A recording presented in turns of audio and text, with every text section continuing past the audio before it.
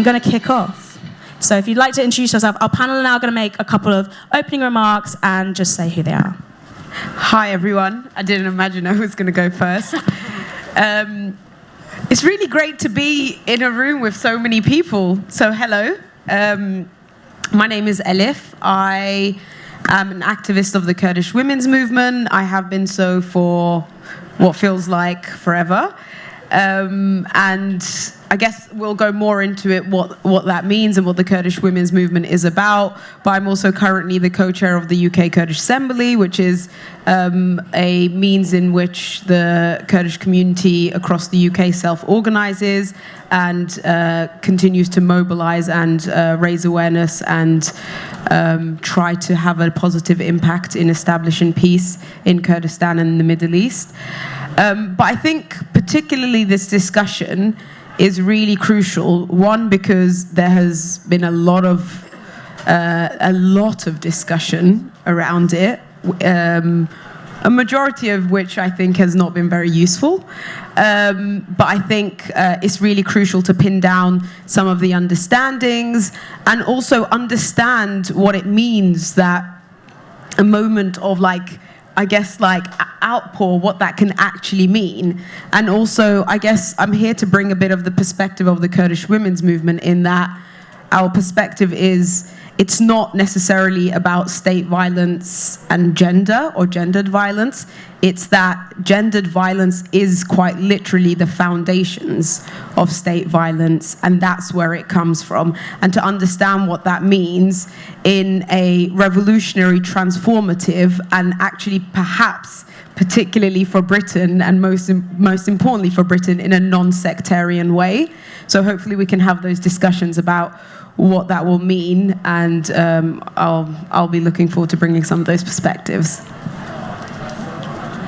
Hi everyone, my name is Dalia. I'm a sort of contributing presenter at Novara Media, but I'm also a PhD researcher at the LSE, where I talk about work in the platform economy, but I actually deal a lot with the sexual politics of race and the racial politics of sex in the context of worker management.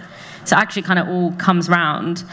And I think when the incident, when the killing of Sarah Everard happened, a lot of our social media feeds were filled with stories that women were basically talking about the sort of mundane instances in which they are subject to gendered violence or gendered assault. And one of a close friend that we share, Becca Hudson, sort of turned to me, and she's actually speaking on Monday, and she works on criminal justice. She works on particularly psychiatry, the relationship between psychiatry and prisons. And she sort of turned to me, and she was very frustrated with this response. And she sort of said to me, who are we appealing to here when we create these statements of generalized vulnerability, of generalized fear? And I think that is the question for me that I would love to talk about today, of who are we appealing to? Because when you don't have an answer to that question, the state fills the gap. And the state fills the gap in a way that actually produces further sexual violence rather than prevents it or solves it, whatever solving can mean. So I'm really excited to be in conversation with all my comrades here to think about the answer to that question.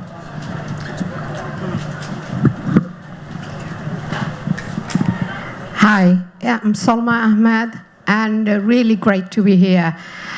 I was supposed to come tomorrow, but I made an extra effort to come here because this subject is so important.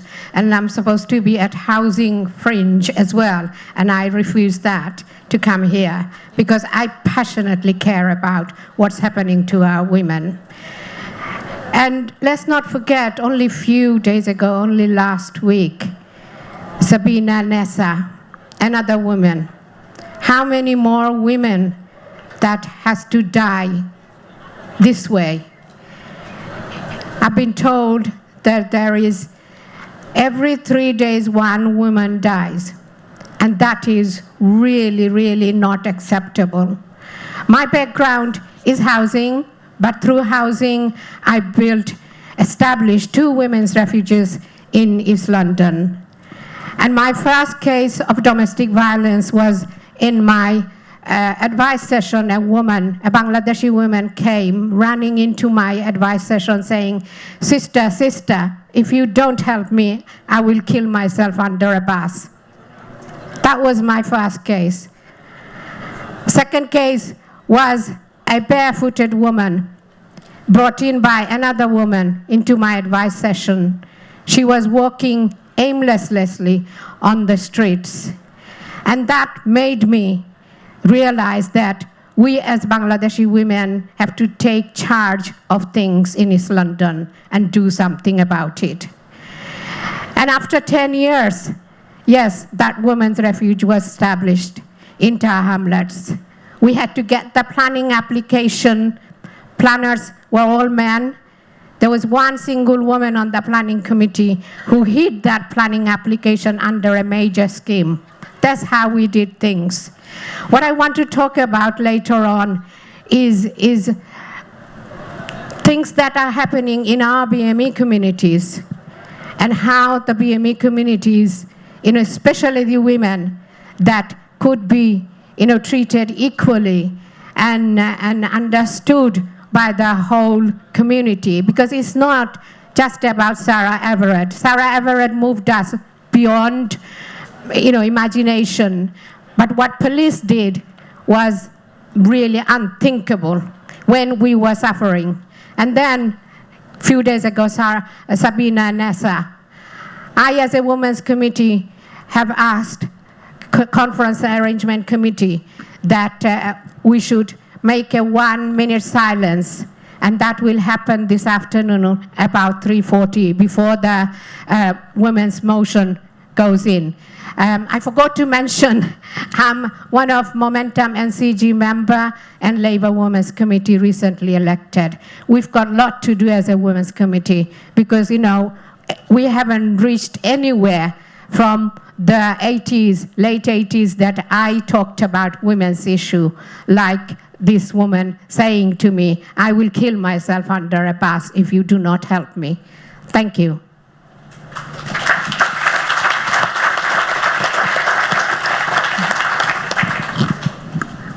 Okay, so I'm actually a last-minute substitute for somebody, so I hope to live up to the name. But I'm Nahal. I'm a PhD student at Sussex and also a Students' Union officer, but that seems a bit less relevant to this. But it isn't. I think it isn't.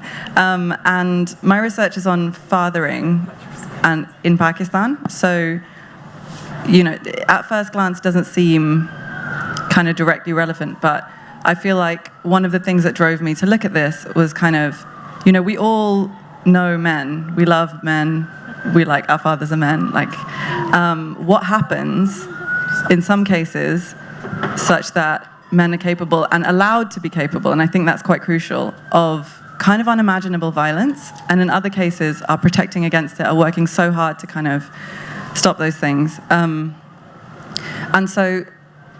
And I feel like I also want to say that it's not just women who kind of experience that violence, right? And it's kind of, if we put like particular men at the top of this kind of gender order with, a lot of the power, then almost everyone who kind of deviates from that in some way, it receives less protection from the state, receives more kind of, you can just have to see whenever someone who isn't kind of well-to-do white man commits a crime, then people are like, oh, well, actually, he was in a gang, actually, he smoked, actually, and so that I think is really important for looking at the way that these narratives work. And another big part of my research is narrative. So it's the narratives and practices of fathering and family life. So it's like, how does narrative help us understand how we function in the world? And I think the narratives are really important to analyze this thing as well, right? Like, because it's narratives that help shape what we think of as good and moral and correct and acceptable, notably acceptable. So I think Kate Mann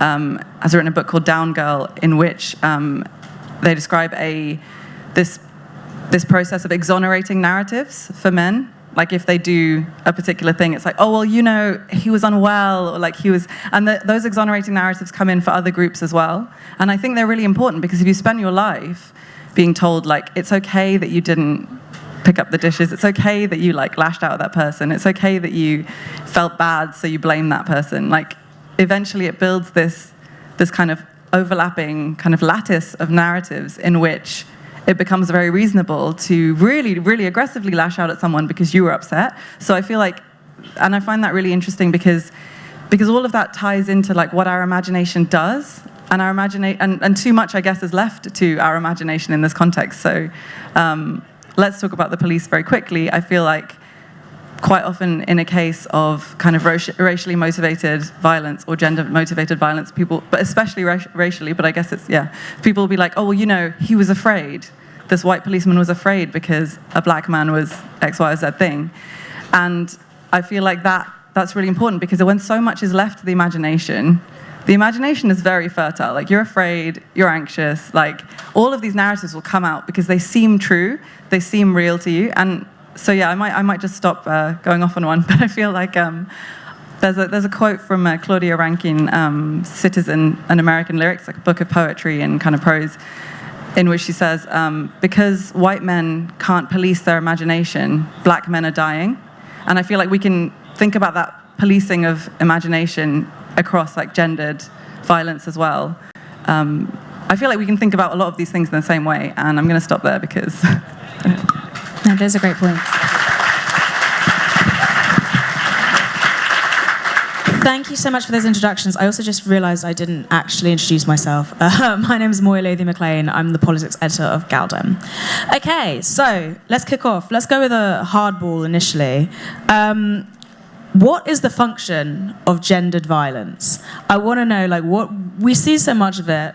What does it do? What does it? How does it underpin our current political and social structures? Does anyone want to take this one first? I see you've taken the mic. Oh, I just took the mic. I mean, I'll go first. I mean, as I suppose, as I said at the start, gendered violence, and actually as the Kurdish women's movement would articulate it, patriarchal violence is the foundations of state violence and actually the state itself. And, you know, I think when situations like this happen, you know, with the situation of Sarah Everard, there's an outpouring, and it wasn't the first time. I do think it's the first time in kind of our, like, in recent times, but it's obviously not the first time by any stretch of the imagination. But the reason why, you know, even some of the most progressive and less lefty sections of society are often taken aback and shocked. We should always be shocked. It's not that we shouldn't, but the reason why we are is because somehow we forget that the state, and again, as how we articulate the nation state, the capitalist nation state, is not salvageable. This, you know, there is nothing, particularly for women, but actually not just for women, there is nothing that can come of it that is going to be any kind of real or deep transformation or change. And I think, you know, but when we talk about the function of gendered violence, you know, for the sake of the question and I suppose argument, you know, it is about crushing. Again, from the experience of the Kurdish women's movement, it's about crushing resisting women. You know, when we see the history of the Kurdish women's movement, we see an entire history of, you know, strategic and deliberate gendered violence to crush the resisting Kurdish women of its history. You know, from Turkish prisons, of the torture and you know, in the form of rape and physical violence and other forms of physical violence, to the massacre of 3 Kurdish women in Paris in 2013, to when the Turkish state invaded Afrin, the first thing they did was crush the women's, you know, the alternative system that was underpinned by women's liberation. And to, you know, in 2019, again, when the Turkish state invaded Rojava, northern Syria, again, the first target was resisting women. And, you know, the targeted assassination of political figures like Hevni Khalaf and others that most of us have heard of, this is quite literally the function of it. The function of the state is gendered violence. It's about crushing resisting women because, and again, this is the analysis of the Kurdish women's movement and the Kurdish leader and thinker Abdullah Öcalan, is that society cannot be free without women's liberation. Because if you understand the foundations of the state as also beginning with patriarchy, then you have to start from the root. There is no way we can salvage it. And so the function of gendered violence is to crush any kind of real transformation and any kind of real change.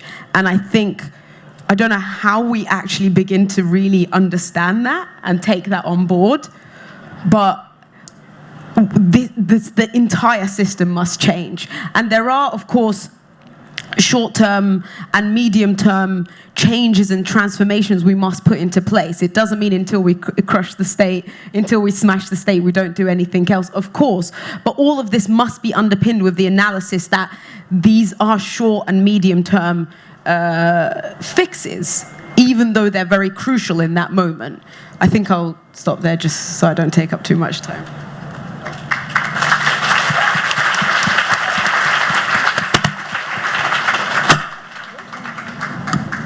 I think a mic is blown. This one? Or, No. Oh, okay. So yeah, I mean, I'm totally in agreement with that. I think the way that I think about the role of gendered violence is it's essentially a disciplining and regulatory mechanism.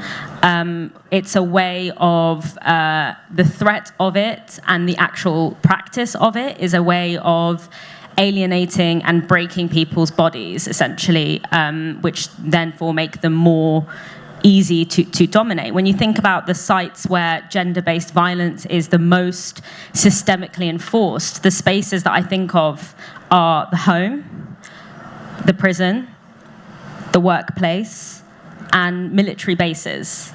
These are all sites that are where sexual violence, gender-based violence is actually in the DNA of how these sites operate, and these sites are all essential to the reproduction of capitalism. You don't have the nuclear home, you don't have, the workplace as it is conceived of and understood today, you don't have the prison as it is understood today without capitalism. And it's in these spaces that, where in order to fulfill their function within capitalism, hierarchies have to be asserted. As I said, people's spirits have to be broken, either by those in authority or eventually by one another. And I think that this is where the problem of individualizing the response to gender-based violence, of telling people to wear bright colors, to walk in the daytime, to not wear certain things, or to the XYZ. Not only does this not work, because as we know, women and especially people of gender minorities still experience gender-based violence, even when they take all these precautions. But it basically reproduces this logic of your job there is to protect yourself. So your job there is to move the specter of gender-based violence onto the woman who can't take those precautions for whatever reason, because it's her workplace. It's, she's a domestic worker. She's, or she lives in, a war zone. She lives in a US military base, etc. So I think that's where this kind of individualized response, where we sort of exceptionalize this violence, neglects the way in which it is actually not conceptualized as violence when it is done in its most rampant and normalized spaces. And I want to come on to this at some point today, but I think the prison is such an important example of that, because one thing that connects all these spaces, the home, the prison, the workplace, the military base, what's so strange about them is that they're all sites that are supposed to confer safety. The home is supposed to be your safe place. The workplace maybe the workplace not so much, but it's where you get, employment. It's where you get your salary. It's where you get your how you subsidize your living. The prison is supposed to keep those who are not incarcerated safe, and the military base is there to keep, the military base is there to keep, whatever homeland or whatever heart of empire safe. And I think it's very interesting that embedded in these ideas of what keeps us safe under capitalism is the necessary technology of gendered violence as a way of getting into people's skin, into people's spirits, into people's minds. And so I think that is the kind of lens through which I understand what gendered violence is there for. Rather than being aberrations or, cops gone rogue, it's actually, you couldn't design a better system to engender gender-based violence than the home, than the prison, than these spaces. I'm going to go on to the next question now, and I'd like to bring it over to this side, because I think you both will have a lot to say. So when we're talking about gendered violence, obviously we know we're living in this capitalist, patriarchal society, but what within that is creating the conditions for gendered violence? Niall, you talked a bit about the sort of politics of imagination, and Salma, you're talking about housing. I'd love to cover both of those things. What is around us that is creating these conditions where gendered violence can flourish?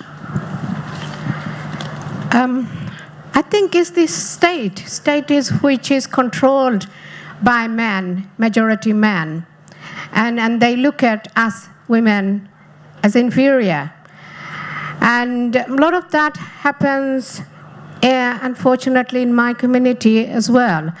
If we look at, for example, forced marriage, female genital mutilation, forced abortion, forced sterilization. Who's doing that? It's men telling us and our body that, you need to do something about it. So in my view, it is really how the state is controlled by men, how institutions are controlled by men, how homes are controlled by men. And because, they feel we are inferior. We do not have any capacity to make up our mind up. And that's got to be stopped. Because, if you look at housing, for example, my background is housing, I said. And who makes that decision around housing? It's men. I'm glad to see so many men here this afternoon, because you really need to understand us. Why do we need to change our behavior to fit your ideology? Why do we have to do that? Why Sabina Nessa have been killed, and one of my friend said she had to stop her jogging in the morning because it was too dark and she was afraid to go out jogging. Why do we have to change our behavior? It's time that you changed your behavior and help us. I do think it's also key to note that there are very high-profile women who are also architects of gender violence, such as Priti Patel, etc., and that we should note that the state does engage many in this. So don't think that we're suddenly exempt just because you might identify as a woman. Okay, Niall, I'd love. Yeah. So what creates the conditions for gendered violence? Yeah, I'm going to take a step back annoyingly and be like, I think it's linked to the function of it as well, which, just as you were talking, I was thinking it's a kind of co-optation. Like, it's a kind of saying, okay, well, times are hard, things are tight, but you as men, or you as white men, or whatever, get to have the spoils of, you get to have the resources in this scarce time. And it kind of divide and conquer, right? Like, it's like, and a real threat to that, a kind of real opening up of that, to make it more democratic, to make the distribution of power and resources more democratic, would be opening up to women. And that's been, when women started getting working after the war, people were like, what are they doing? They're taking jobs from men. Like, it's a very kind of economic logic to it as well. And then now I'm going to go back even further, and I feel like this is relevant, but you just stop me if it's not. So I remember reading somewhere that before, the trade union movement in this country was considered like properly kind of frightening this is like the 1800s, because it had an internationalist focus, and it didn't see kind of race as like a thing along which to divide people and to divide the movement. And then, so the argument in this book is that once they sort of gave up on that internationalist focus and were like, actually, yeah, okay, we'll just focus on like one kind of English men at the time, then the state considered the working class to be less dangerous now. So then they were given the vote, while working white men were given the vote, and all these kinds of things. And so I feel like it's a continuation of that logic. It's like it's a kind of co-optation. And then I wanted to go on to like what creates the conditions. And I feel like obviously you're in a society now where this has like been going on for centuries, longer than that probably. And I think I want to take it back to the childhood, because I feel like the childhood is super crucial, because the more I read about the childhood, like, and when you just said that women also do this kind of, women also kind of are very violent towards women and other people, other kind of minorities, it's because we kind of learn these ways of dominating and submitting really, really young. We sort of learn that, like babies, kind of male babies, whatever, get jostled and played with differently to female babies. They get fed differently. Even in this country, they receive more food than like girl children. And it's kind of wild. So I feel like that socialization of your life, like you learn that if you're not with the stronger people, then you're with the weaker people. So a lot of women would internalize that and be like, I also don't like women. We don't like women being weak. Because that's like, oh, there's so much weakness in one place, So I feel like kind of that creates some of the conditions. And so that's why I'm kind of like, but I have hope in that, because I'm like, if we can sort of shuck that off a little bit and be like, actually, we're exactly the same. There's differences, but the differences are not meaningful. They're socially constructed differences. So in that case, and I've been thinking about this a lot recently, because we all work and live and kind of engage with men in some capacity, and we all engage with people who we have power over. I engage with people I have power over all the time. And when I'm really, really tired, so this comes back to the conditions, when I'm really, really tired and overworked and worried about my future and like kind of really pushing myself, or when I'm forced to do that, I don't have that extra capacity to think about the effects of my behavior on others.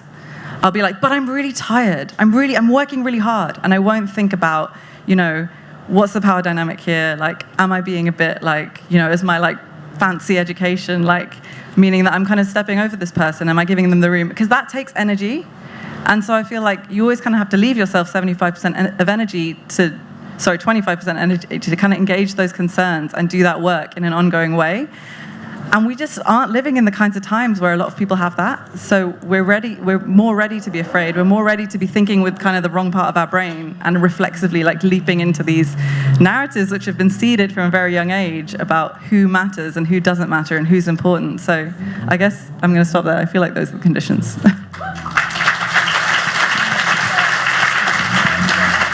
Okay, thank you very much, everyone. So next I kind of want to talk a bit about how does the state and society seek to sort of disrupt conversation about its role in gendered violence. So, how does this prevent us, A, gaining a clear picture of exactly what gender violence is, but also the scale? And I think, Dahlia, you were talking about how the state sometimes steps in absence of alternatives. Yeah. So that would be something I would love to discuss. I think that this is a really important question. I think that the response to the Sarah Everard case really speaks to this, because not only, as I said, is policing a form of sort of racist statecraft, but it is also one of the most relentless perpetrators of sexual violence in our society. And the way that sexual violence at the hands of policing is experienced, the way that Sarah Everard experienced the sexual violence of the policing system, is actually not the typical way that the sexual violence of the policing system is experienced. It is not actually typically, it happens, obviously, and there was a conversation about, the sort of like rogue cop, off duty or whatever, but it's not actually the typical way. The typical way is in the prison system. Think about how many jokes you've heard about men in prison being raped. Think about how many jokes about dropping soap in prison showers. Being systematically assaulted is seen as part of the punishment of being in prison. It's seen as part of the justice of criminal justice. And, because the design of a prison, the layers of trauma that take place before, during, and after the process of incarceration, it is an incubator for the forms of sexual violence that we see. And, it is designed to facilitate and create the conditions for people to violate and harm one another. And I think that is really the way that the Sarah Everard conversation kind of contained the problem to this very specific scenario was a way of diverting from the actual typical and very normalized ways in which sexual violence in the policing system is experienced. So you have, and it goes from sort of sexual violence within prisons all the way to, young boys being strip searched, women being strip searched. Stop and search, it's when you're giving certain sectors of society, certain people in society, full backing of the state to do with someone else's body what they will. It is that is the design. You couldn't design a more effective system to make sexual violence and gender-based violence endemic in our society. But that's not conceptualized as violence because of who is at the other end of it and the context in which it is happening, and because those people are marked as guilty, criminal, or maybe not even they're marked as guilty as criminal, they're marked as likely to become or will eventually fulfill their sort of self-fulfilling prophecy of their criminality. And so that's really the conversation that we really need to have, and it's the conversation that the state was absolutely desperate not to have, because when you start having that conversation, then the solution of more cops in bars and more cops in this, that, and the other becomes nonsensical. And so in order to retain the state's integrity and to retain the state's projection as, the patriarch that steps in to protect the vulnerable and, to harm the outsider, it only stays intact when you are able to think of sexual violence at the hands of the state as an aberration, as a mistake, as a rogue actor, rather than something that is actively designed into the system.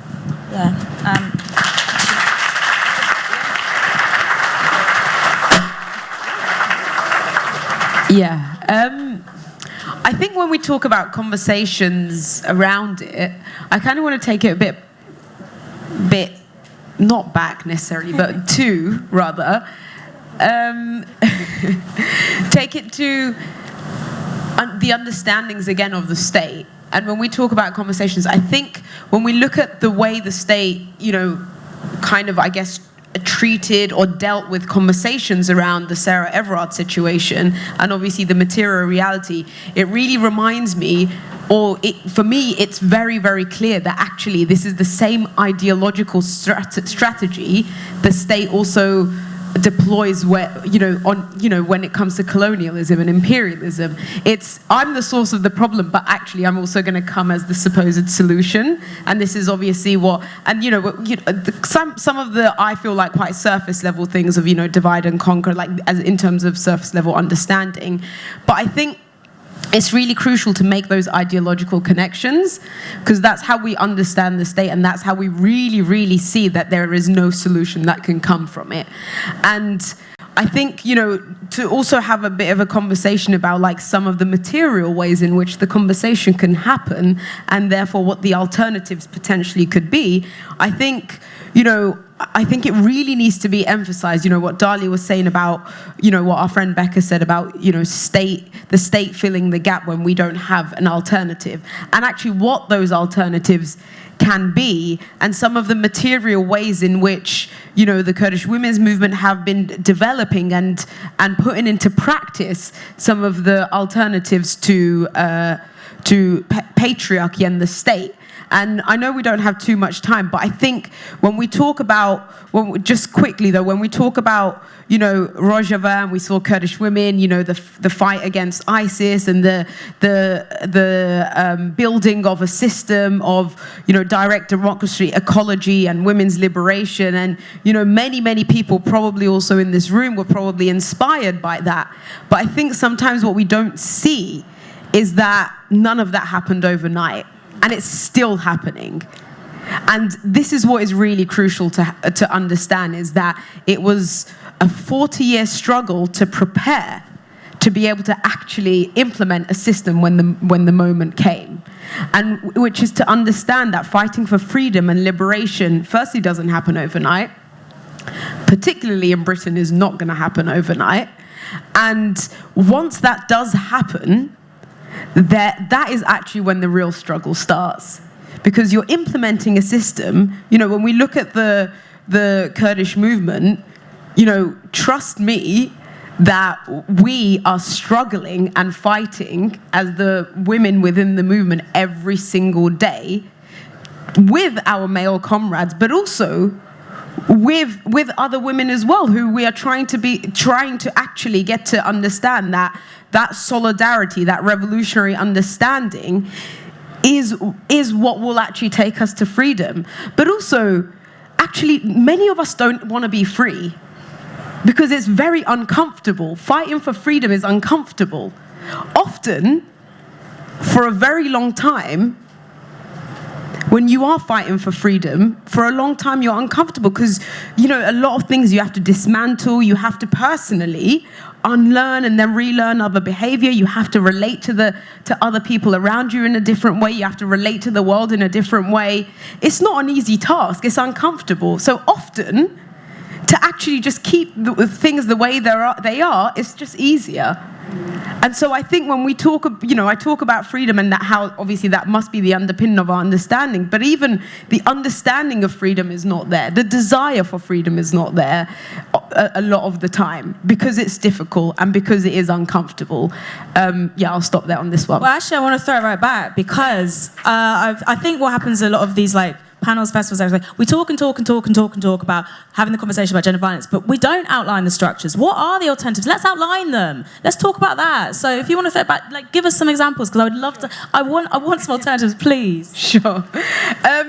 I think it's obviously multifold, right? Like I said, it takes a long time. It takes a lot of struggling together with each other, against each other. But I think in terms of structures, I think what the Kurdish movement has going for it is that by no means is it complete, but it has over the last 40 to 50 years established the mechanisms in which women can actually even struggle.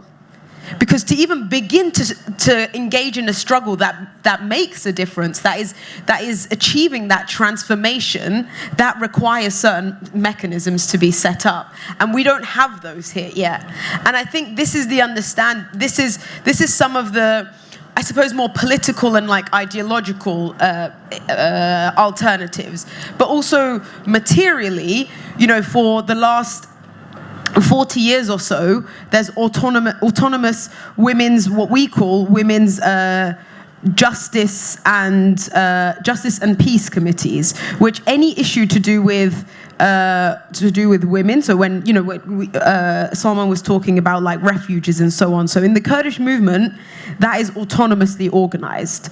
So, for example, with the Kurdish assembly, certain women who experience, whether it's domestic violence or other forms of violence, will apply to the women's committee, and it's an autonomous women's structure that solves it and is able to actually enforce certain transformative measures. And I don't call it punishment for obvious reasons, because there's two reasons for this. One, the understanding is that actually in patriarchy, in the patriarchal state, men are also oppressed. Men have to kill a part of themselves to survive in this system. And so it's not about being sectarian, let's chuck all the men out. because that's just what it is. It's how do we transform a system, which often means also men individually, but a system that also becomes an environment for our own freedom as well. And that means autonomous committees, that means the Kurdish women's movement organizing every kind of structure that exists. So Kurdish assemblies, any kind of committee, there's an autonomous structure to it. So you organize autonomously, you build your solidarity between you autonomously, you educate each other autonomously, and particularly in places like Rojava, where the system is a bit more established, there's, again, autonomous, what is called in Kurdish malajin, which means women's houses. There's autonomous women's self-defense system. We're obviously a long way off from that in Britain, but there's, physical self-defense units that are made up of women. And obviously, again, what most people would have seen about the Kurdish women, or the fight against ISIS, would have been Kurdish women on the front line. But honestly, that is a very small part of it. It all comes with an actual transformative system. And, the self-defense which is required is not just physical or armed self-defense, although that is a necessity, particularly in that region.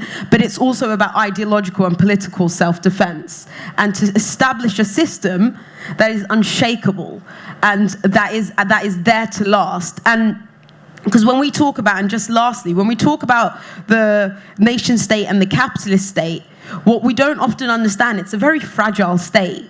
It's quite rooted, and it has a lot of understandings and arms. Like the ideology of it is a full ideology, actually. All of it is fit for purpose, for its own purpose. It really is. But it is a fragile system, which means actually then there is the means to actually organize an alternative to it, but also a fragile system is also a dangerous system. And so we need to be aware of the danger of doing this organizing, not to put anyone off, but to actually prepare for it in terms of the systems and the means and the mechanisms of self-defense that we need to establish this, and to transform the whole of society. And that's men and women and every other gender, to actually create a societal transformation in which it can be all of our liberation, because we have to live together.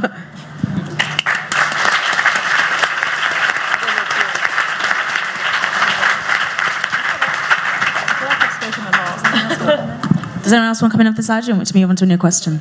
No, come in. Come in. That was so good. Thank you. I was nodding so hard. I think my neck's hurt now. Yeah, I was stretching. I feel like it's really interesting because there's that, we do so much in this country. We do this thing of being like, oh, it's much better than it was, or it's not that bad, or and because I was recently at these meetings with people who work at the university, and they're just like, you don't know how good you have it. And I was like, I don't care if they had it worse. I am in pain. I am not living like this. And I think we have to stop almost dissociating and taking a bit of responsibility for that. Because so often now that I've kind of done that a little bit more, and I used to do this to people, it was terrible, people will say to me oh, but you just have to do this, or you just have to, and I'm like, no, stop trying to, I'm not in a good place, you're not in a good place because you're telling me that. We have to stop kind of policing each other. But I don't know, I really love this idea of taking responsibility for things outside of the state and then being just do them, just go and do them. But it seems like we're still so I think afraid of reaching out interpersonally, and I'm wondering how we take that first. I don't have an answer for this. Obviously, I think it's the answer is in solidarity and understanding each other and being okay, so if that person's doing that thing wrong, why? If I'm not in any harm, finding out, let me meet them with understanding and care. But I don't know if you're kind of in that fearful place, how you do that, take that first step. Yeah. Summer, I actually wanted to ask directly, because you've obviously organised and you've got these women's refuges. How do you go about that? How do you go about doing that organising work, and how do you also build that sort of alternative structure inside a community when you're externally surrounded by this entire state that is working against you? Yeah, very good question. It wasn't easy. It was very, very hard. in the beginning. I'm talking about, I think I'm the oldest here probably. I'm talking about the late 80s, and as Bangladeshi women, very few of us at the front line. And when those first cases came to us, we didn't know what to do. And so I called the first meeting, one of the first meeting of the just few Bangladeshis in the community. And from then on, we started organizing. Just few of us, 4 or 5 of us. And we had to crack the councils that were in a local authority that completely dominated by men. And if I might say, Asian men. And I received many threatening calls and abuse, you can imagine. And then it took 10 more years to build those refuges, because unfortunately the men wouldn't allow us to build a refuge within the council. So we had to hide our planning application under a main housing scheme to get that done, but it took 10 years. But immediately what we did is that we organized ourselves, we had secret meetings and so on, and then the first thing we established was a counseling service, telephone helpline that we rotated. For me, things are not moving fast enough. Honestly, it's not. When I look at the gender violence, when I look at domestic violence, I keep on thinking, what have I achieved? What have I done? And then I remind myself, no, we change policies. We change policies within the council. We had the service where women could come to, and it was something. And then, yes, 10 years later, 2 women's refuges. And that was a successful. I always have to remind myself of that, because when I look at the figures, when I look at what's happening, someone like me who is an activist and passionate about women's issues, you often wonder, what have you done? What have you done to change things? And it's not, changing fast enough for me. And that's where we really need to break the structures. The huge issue, huge problem, you've said, is structural issues. And that's and the institutional racism and institutional stereotype that we have, that needs to be broken, and it needs to be broken fast, before I die, at least.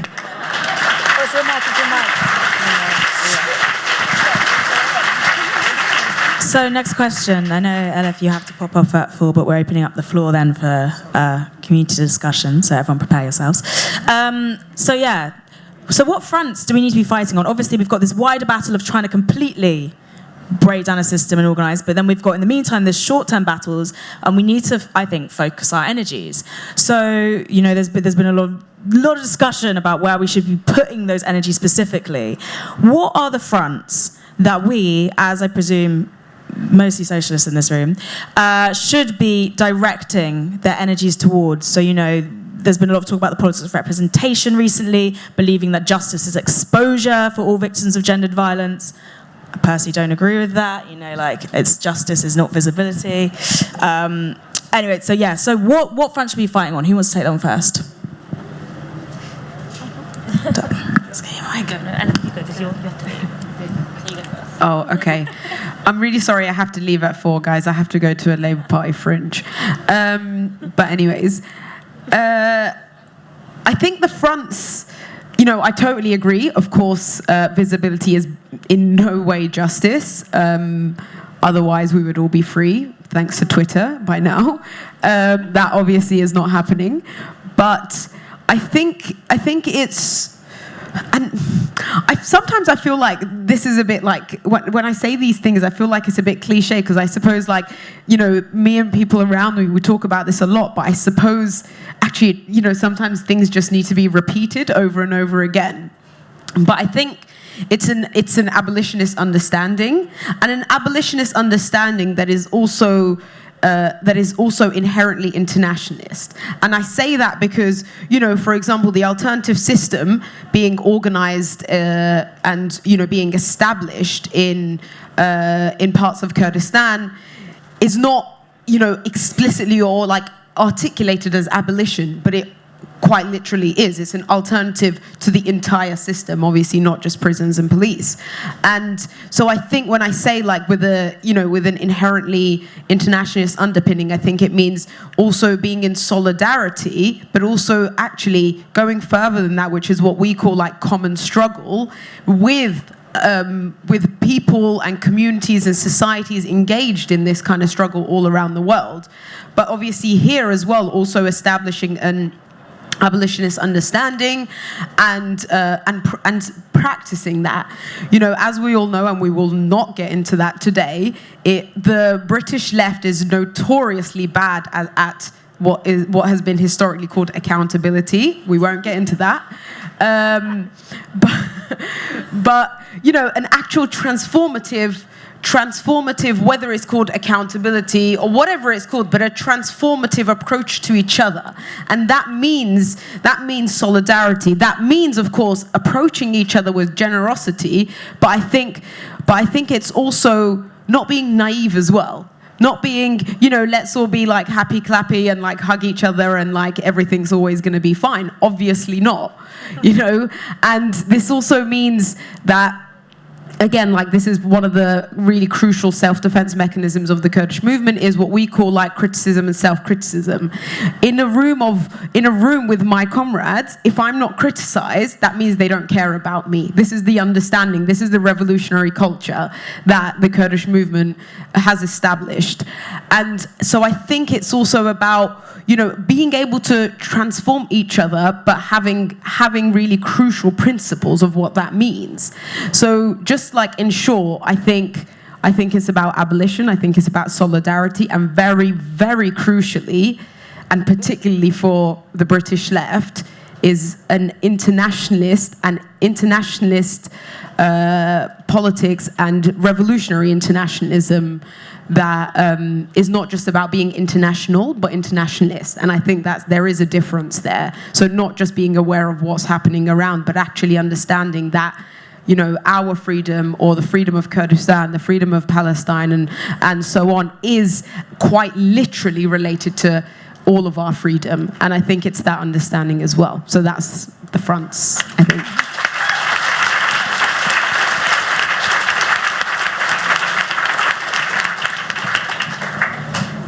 I mean, it's obviously an incredibly tough question, but it's a necessary one for the reasons that I kind of outlined at the beginning. I think, first of all, the things that we have constructed masculinity around are so harmful. They're harmful not just in what they inflict on others, but they're harmful in what they inflict on the person who is on men. And what Elif said about how men have to kill a part of themselves in order to live in this world, essentially it's constructed around this idea that if you do not dominate, you aren't safe. If you do not dominate yourself, your feelings, your interior, if you do not dominate nature, your environment, if you do not dominate those who are around you, then you aren't safe. I think anyone who's raised a young boy and watched him go through from being a child to an adult has seen that path, and it's incredible. It's very, you can't curb it, just one-on-one. It has to be a cultural shift. I think also we need to just think about the concept of infrastructure. When we think about infrastructures, we think about roads, we think about buildings, we think about all of these things, but infrastructures of care and infrastructures like the ones that Elif outlined in Rojava, thinking about how, built space, the built spaces that are dedicated to women's houses, to women's refuges, to people who are on the other end of gender-based violence, thinking about how for so many cases of gender-based violence flourish when people don't have the material ability to make autonomous decisions and to be autonomous, and making sure that those infrastructures of care are not tied up in the state. We always think about it in the concept of a welfare state, but we have to understand that what the state gives with one hand, it takes away with the other. And we have to be and so I think this is where the notion of autonomous communities of care is incredibly important. And I think that this question, again, of recognition and visibility is such an important one because, there's been a lot of conversation about, why isn't Sabina Nasser getting the same visibility that Sarah Everard got, and trying to frame this as a white privilege thing. And essentially, you can say that. But when you look at it, what did Sarah Everard actually get? She was still murdered, and the things that needed to change to prevent another Sarah Everard never happened. We are still staring down the barrel of increased policing. We are still staring down the barrel of all of the things that made Sarah Everard's death a reality. So, did she get some more column inches? Maybe, but.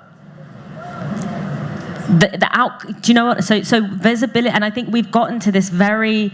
I think one of the reasons that people are so attached, actually, to appealing to the prison system and to appealing to this concept of recognition, is because it's the only avenue, and it's deliberately the only avenue that we have been given to get recognition that violence has happened. That's why even communities that experience the sharp end of policing, you will find the demand will be arrest the cop.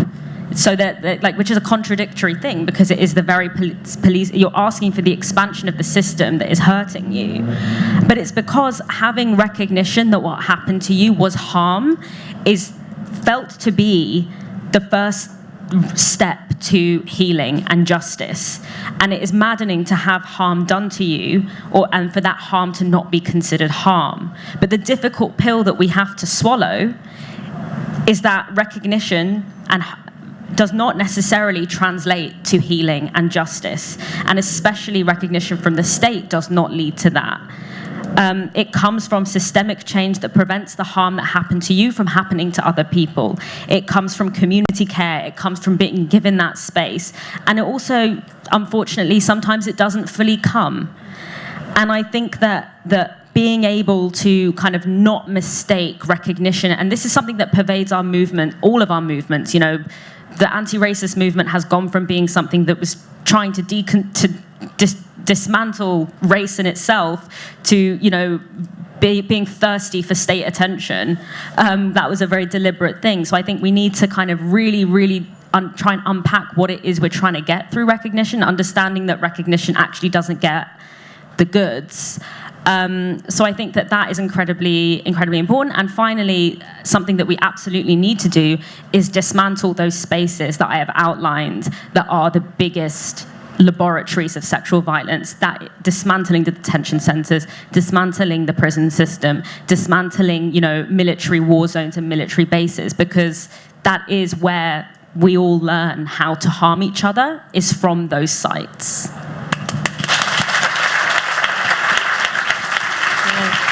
Just before we throw this question over to Salma and Niall, I just want to say thank you to Elif for fantastic contributions. Thank you so much, and enjoy your Fringe event. So, Niall, Salma, we'll repeat the question again. So, what are the fronts we need to be focusing on right now in the short term and the long term, if you want to go into that, to fight gendered violence, both in the UK and beyond where the state reaches? Short term, I think, is education. Education, that could be short term and long term, but I think on an immediate basis, what we need is education. Educating our kids, educating our men, and to understand, what it's like to be a woman, I guess, and from birth to adulthood, they just have to face the reality of being a woman, a trans woman, whatever, is really education. And the long term, I think, is that, and we have to crack at it now, and we are doing it slowly, but it's not fast enough, as I've said, is cracking down those institutions and the structures that holding us back. We need to find a way to have the women making more decisions on behalf of us, I guess, and women in power. We need to encourage women to reach their potential, reach their goal, and they need to understand that when they are there, that they don't forget the women that has been helping them, supporting them to get to that level. If you look at Priti Patel, what hope have we got? We got no hope with her, have we? And so this kind of, women also has to understand that when you get to the top, when you get to that structure, you don't forget the people at the bottom just because you've made it. And that's another issue we have. We want women to get to the right place. We want women to get to make decisions at the right level. And that's including, LGBT, trans people, everybody. I include everybody in that category as a woman. And you have to, as I said, the training aspects, political education, as well as the education that has to happen at home. And so that's all I have to say, really. I can't say any more.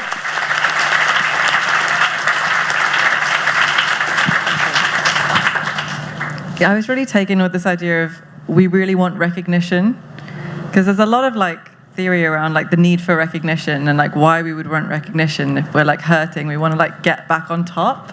It's that same dominance and submission vibe. That's all we know, and we don't know a way around it. And I feel there are ways around it. We've heard so much about ways around it and things that we could do for ourselves. But I was also thinking about this in light of a lot of people who are here, I'm sure, will be thinking about that, yeah, but I'm so tired, how can I? But I think that's the problem, right? We think about care, and we think about all these things as things that we do for other people, as that's we need to go out there and build this thing for people, with people, fine. But I think we also need to turn it back on ourselves a bit and be we're all running around headlessly, and we're allowing ourselves to do that. And the problem is, as Elif was saying really eloquently, this is not a race. It's actually going to take years. It may take longer than our lifetimes. I hope not. But and we've really got to be how can I survive that?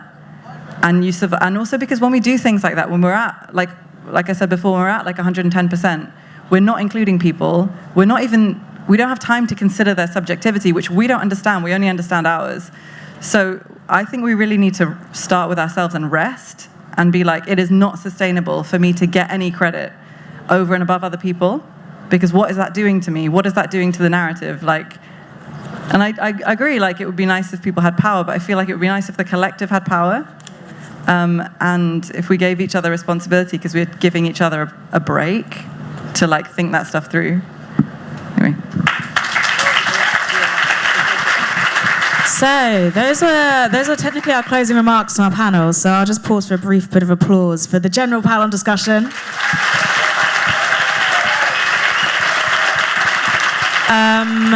And I believe, hopefully, there is a mic somewhere.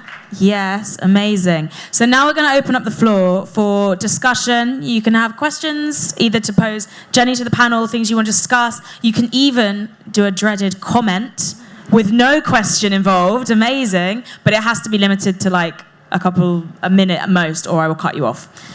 So is anybody here? Does anyone have something they want to say?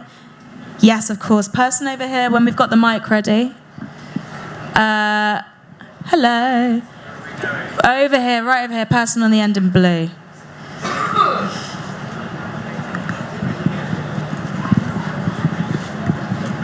Hello? Yeah. First of all, just amazing. Thank you so much. What an amazing discussion to see a panel of beautiful women up there saying it like it is. I'm sort of Selma's generation, so the fact that it's taken till 2021 to get to this far just does show, like, generation-wide how it's got to go. But I'm an inclusion unit manager in a high school. They send me the naughty kids. I do what I can before they permanently exclude them. And there's a direct link between the prison, population and the children that have been permanently excluded by the state at a child's age because they're not conforming. And for me, that's where it starts in this country. That's where children are taught to comply. And if they don't comply, then they're getting pushed down this funnel. And I think there's a direct link. And when you look at the girls' behaviour, girls who react violently much quicker get permanently excluded for, say, 1 or 2 acts of violence, whereas boys will be boys is used. And it's, so I think that's where it starts in terms of education, and it does start in the home. And how do we support parents to support their children through the state education system? It is very much a lottery, postcode lottery situation, which obviously links into all the areas of deprivation and the socio-economic stuff like that. And the media, like we've talked about, it's, we can just see it around us and the effect that it has on young people and young men and young women. And, but I just want to say, let's keep going, and let's, this is absolutely inspirational. So thank you very much. Right, who's next? Person over there with the mask on. Yeah, thank you.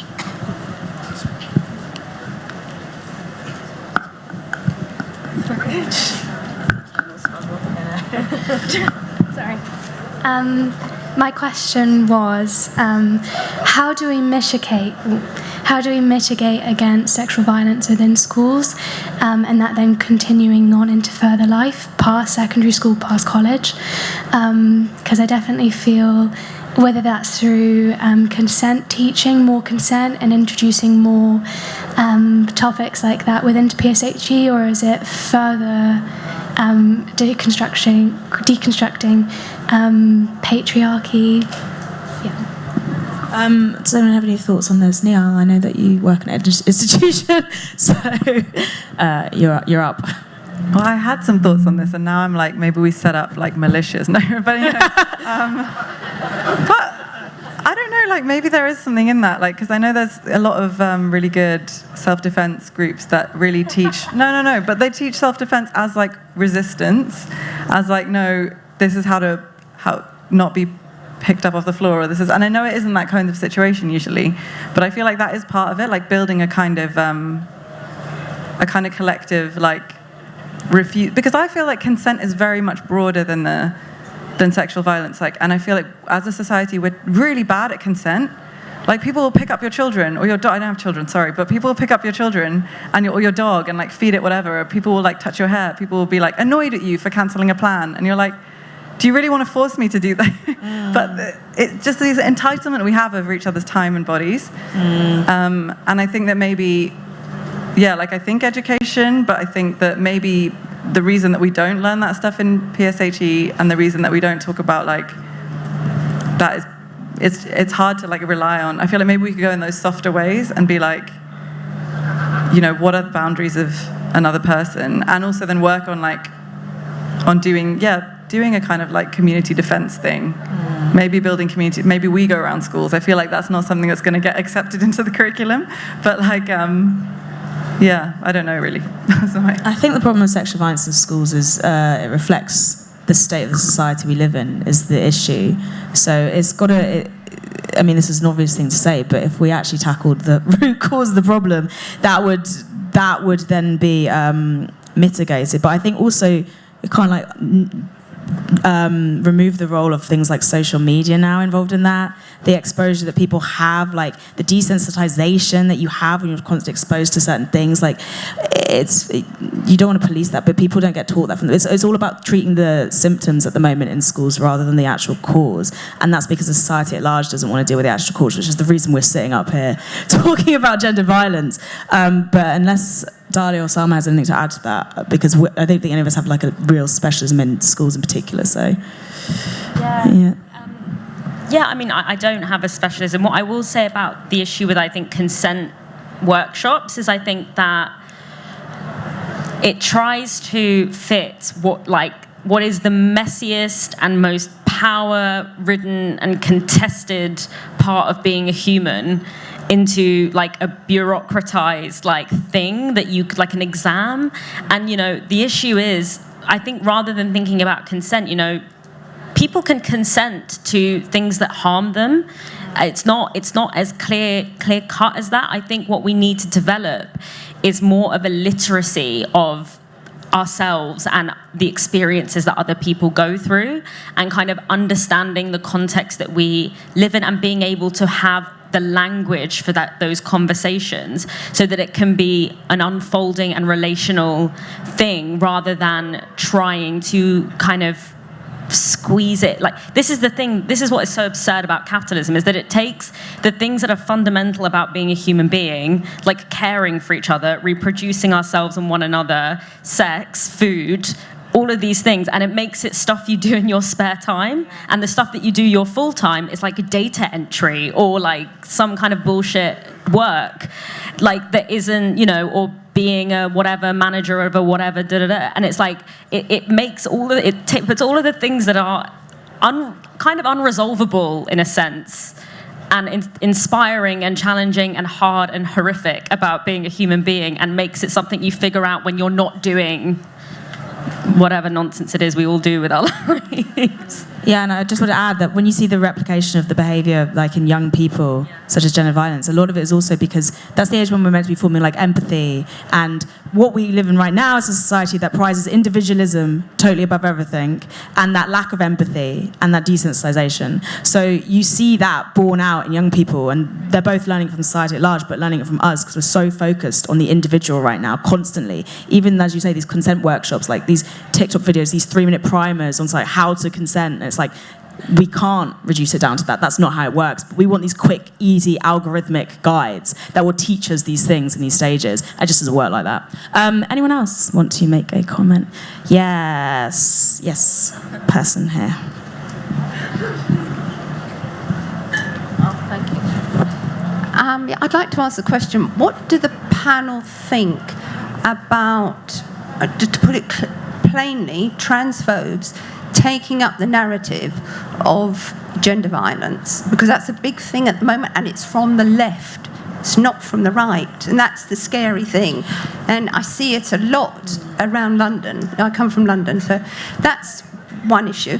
The other issue is that overall, what you've been talking about is democratic socialism, and I think a lot of people hold this view that we're at a watershed. We will take one road or the other. Neoliberalism's dead.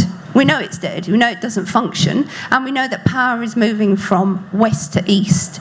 So within that context of that watershed, we either turn rightwards, which is totalitarian, which is Handmaid's Tale scenario that you can see, for example, with things like ISIS and, well, even with Western ways, you can see that very clearly. You look at Hungary, you look at Poland, you look at France, you look at so many, you look at the United States, and you look under Trump.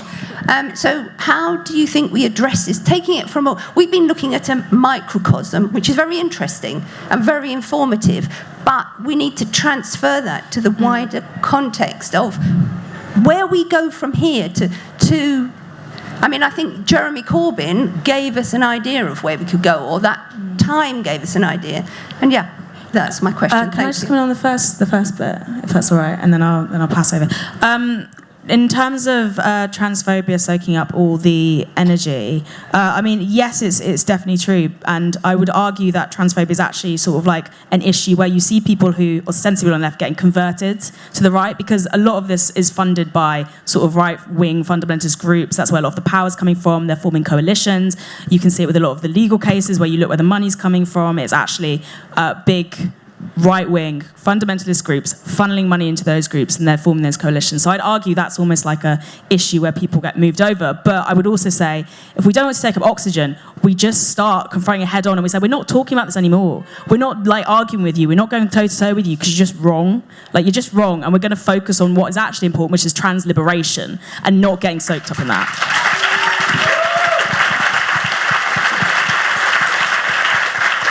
And I'll leave the panelists to answer. Yeah.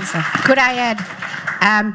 Thank you so much for raising the transphobia issue, because I am really, really shocked and upset that emotion going through on transphobe, and really this is not acceptable. If you believe in equality and you've done equality all your life, you cannot be against these minority group, you know. And I am really, really upset, you know, to tell you the truth, seeing that motion this morning. And I spoke out on my social media. This shouldn't even have been passing through SAC to be discussed. I hope that this afternoon or whenever it takes in place, that somebody stops it, because this is not on. This is not acceptable. And someone that come from, you know, of Muslim background, a black woman, Asian woman, and I know what it's like to be, you know, treated differently, and this is just the same. You know, and we have got to change the narrative. We have got to stop this transphobes that going on in my party that's supposed to be the party of equality. You know, I was shocked at what Rosie Duffield have said recently. This is not acceptable, and we have got to fight this disease, I would say. You know, this is not on. Thank you. Does anyone want to? Did you want to add to that? Maybe. Yeah, I wanted to take them backwards, like obviously, but I did do a lot of canvassing in 2017 and 2019, and I was like, oh my God, hope, and you know, then I felt bad about it, but like, it was like the first time I'd kind of allowed myself to hope. It was like a really crucial moment in, oh no, that thing again. Anyway, in my brain. But like, in kind of releasing me from pessimism, I guess. And even if it was misdirected, some of it, which I do think some of it probably was, I think that was its main thing, is to be like, we can think about each other, we can care for each other. But then I also really agree with, you know, everything that we're hearing now, and other people have said this too, like, it's the wrong place to start in a way. Like, maybe we needed to get that, so now we can realize we start from the other end. Like, we really do start with the liberatory work, which, for example, with trans people, like a PhD student at Sussex recently was like, can we just set up a fund? Like, it's difficult to get binders, it's difficult to get, like, obviously we're not gonna have like loads and loads of money, but there are things we can do that make people's lives livable, and it is that kind of mutual aid, and it is that kind of like working together. And I really agree with not giving them too much time and like airtime, transphobes, because obviously we've got to engage with it, like can't let it be said. But I think that we do so much of our politics at that level, and we're never going to get to that level until we've convinced people day to day. And I also think a lot of those people, like a lot of people who are our friends or people we, you know, have known and who have suddenly been like obsessed with this thing, like for some people when they're talking like that, you're like, these are not kind of, not that I have this like very dichotomous idea of health, but like these are not healthy things to be saying. They're not based in evidence. They're not like really linked to anything. They're fearful things to be saying. So you're just a bit like, I'm not going to engage with them. And I'm sorry, but I can offer you care as like a friend. That's it. That's really dangerous because their oxygen is out. What do you think the media's doing? No, yeah. It's divide and rule. They're dividing. Of course, Yeah. but we live in a country with like a media that's going to always do that. So No, I feel I like, don't think we're saying that, though. It's not about ignoring. It's about being like, we're going to set the terms of the conversation, how we want to set the terms of the conversation. Well, yeah, we're talking about the mainstream media. There's plenty of other media to like support. As I said, I write for Galdem. I hope people support us. I mean, there's going to be a lot of disagreements on the way that we go about this, but that's I think, what the panel, we can only answer in our own capacity and what we think. So you asked the second part of the question, which was a bit about... So I think I'm actually going to come back on the transphobic feminism thing, because I think that what we need, there's been a problem here where we've framed this as a generational issue, as if like the problem is older feminists not being up to date with the new hip stuff. That's not the problem. This is a problem of power. And I think there's a reason why the giants of black feminism don't have this problem, because there is an awareness and an analysis of what it means to have your relationship to the category of womanhood be questioned and be undermined. And so you don't have this issue of, you know, the giants of black feminism, the Angela Davises, you know, the Patricia Hill Collins, like you don't have this issue of this transphobia. And I think it's because transphobic feminism is about gatekeeping the resources, the minor resources that the feminist movement has gained over the years. It's a way of gatekeeping it. It's a way of excluding the bad woman, the wrong woman, the sex worker, the trans woman, the woman of color, the working class woman with too many kids. Like, it's a way of gatekeeping those resources. And the great irony is that those winnings, those spoils of the movement were won on the back of those very not quite women, not good women, not you know. So I think that's how we should engage with it, as a power struggle, rather than, and that's why we're like, why can't we just educate them out of it? Because it's not lack of information. It's a power issue of wealthy, generally white women being attached to this very uniform category of womanhood as the subject of the movement, when, you know, the woman, I'm in and against womanhood. I'm like, it sucks here, but I guess I'm here and I'm going to organize from this position. So I think that's really, we need to stop framing it as a generational issue, but actually as a power struggle instead. And I also think that I'm going to move on to another question in a second, because I think we are running short of time. But I also think once you see transphobia as part of gendered violence as itself, it's another part of, as we talked about, regulating, minoritizing. Transphobes have absorbed themselves as part of enactors of the patriarchal state. So once you see it like that, let's fight. So another question, please. Yes, we haven't had many from the back. Person in the back, in the jacket and you. Thank you. I just wanted to say that what Salma does is very moving and very interesting, because I myself is British Bengali, and I feel like a lot of our culture as women is steeped in silence. So, like, the work you do is absolutely amazing.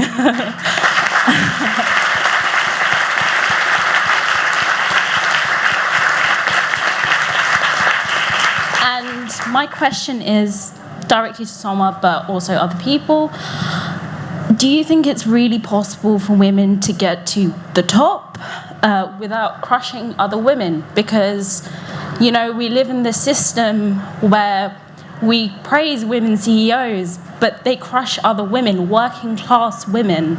So how can we, within this system, get to the top in arms with our sisters, basically, and other people?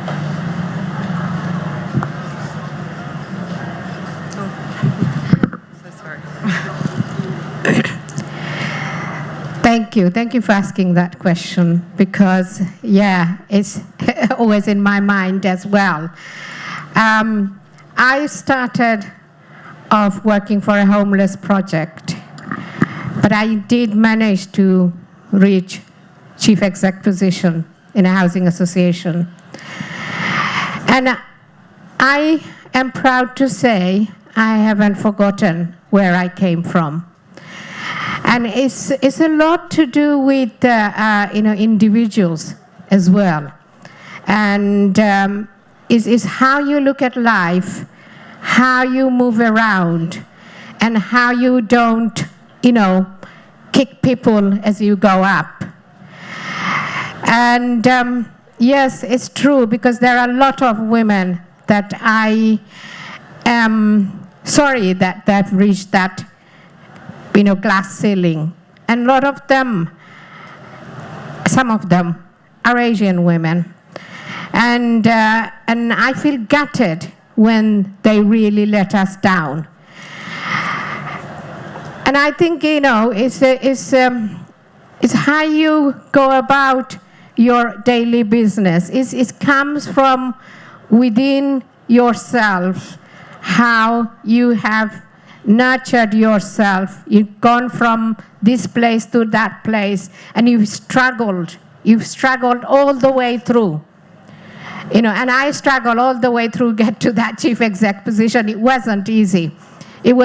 So it's up to the individual that they don't forget. I'm not sure what else, these women or yourself, I would say to all of you young women, is that you should reach your potential, you should reach your goal, break that glass ceiling, but don't forget where you come from. And I think often, what happens, women, when they go to their position, they have to act like men. And I'm sorry, you don't have to. I remember when Theresa May first was elected, and when she came to the parliament, and the way she used her body language, told me, oh my God, you've forgotten who you are. You are pretending to be a man, but you're not man. So this is what we have to remember when we reach our goal, when we reach our glass ceiling. That's all I have to say.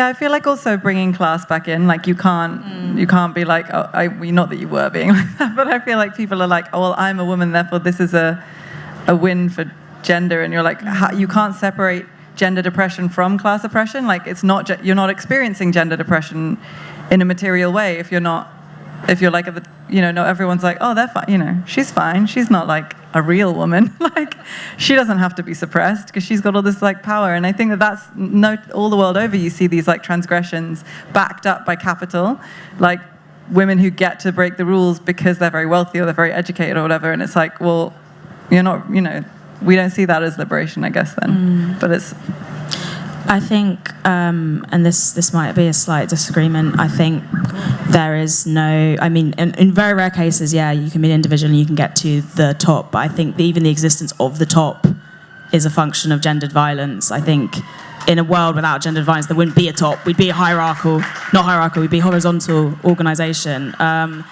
I think it doesn't matter your sort of intentions. The road to hell, as they say, is paved with intentions. I think if you're in a position where you have this power, it will corrupt. And I don't believe in the inherent goodness of someone just because they identify as a woman. I think that's a myth that also helps uphold gendered violence. So, my short answer is I don't think the top can exist. The limit does not exist.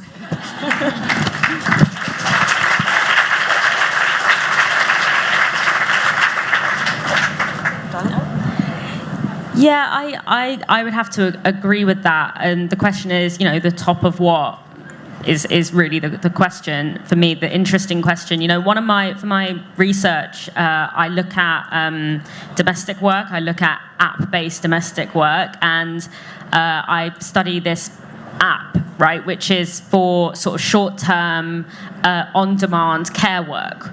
And it's, founded by a woman, and the entire aesthetic of this app is like just a girl boss nightmare. Like the whole thing is like, this can help you be who you need to be, who you want to be, who you like fulfill your potential for the women by basically getting, an undocumented woman to come in on demand and look after your kids while you, go out and be the girl boss that you always, that you are entitled to be. So there you have, an all-woman-run company, an aesthetic of feminism, an aesthetic of, women making it to the top, which relies on the highly undervalued and incredibly difficult, it's very difficult. Care work is very difficult. Having to do care work for dozens of families in 1 week, is incredibly, incredibly tough work. Very, very underpaid, very, very precarious. And so that is, to me, the kind of the precise contradiction, and the reason why just having women at the top doesn't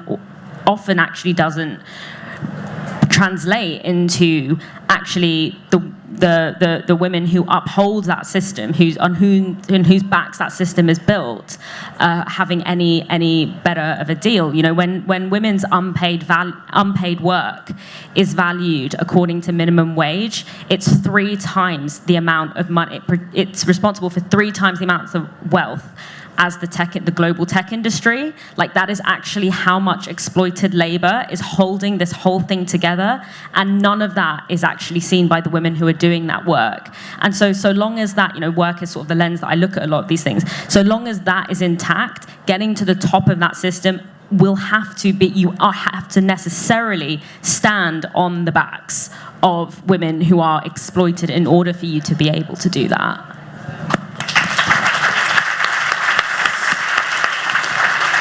And it is now 4:30, so we're going to wrap up this session. I just want to thank everyone so much for coming, so much for taking part in the discussion. I hope you've heard some things that might give you a bit of a path forward through the problem of gendered violence. But the first thing that we need to do is talk honestly about it, and I hope that we've started that discussion here. So thank you very much, and enjoy the rest of the festival.